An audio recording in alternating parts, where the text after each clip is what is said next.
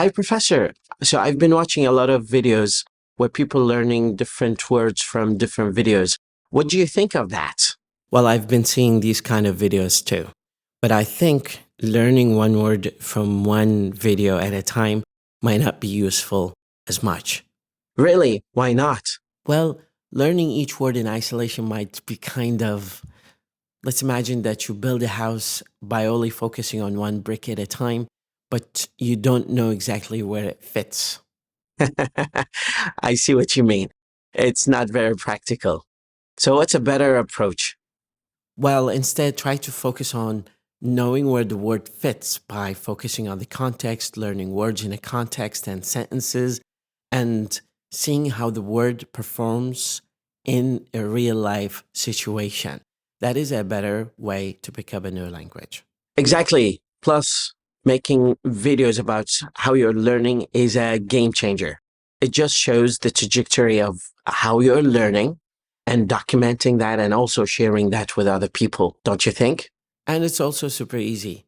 You can also double that with documenting your work and recording yourself learning new language and showing people the journey of your learning. It's actually giving you the momentum to speak better and to practice more and to encourage people to share their own learning journey. Exactly. It's not a rocket science. Just start, be consistent, and also practical. Probably share that with other people through the videos that you're making. I think that's a very good approach. And it also helps people knowing how you're learning and showing them your progress. Learning a new language can be exciting and enjoyable. I think this is a very good way where you can share with people what you're learning, because sometimes learning from one video, one word is not enough. You have to put it in a context. Anybody can make videos learning a new word in French or Spanish and saying, well, this word is le, for example, in French. Does that mean that I'm speaking French? No.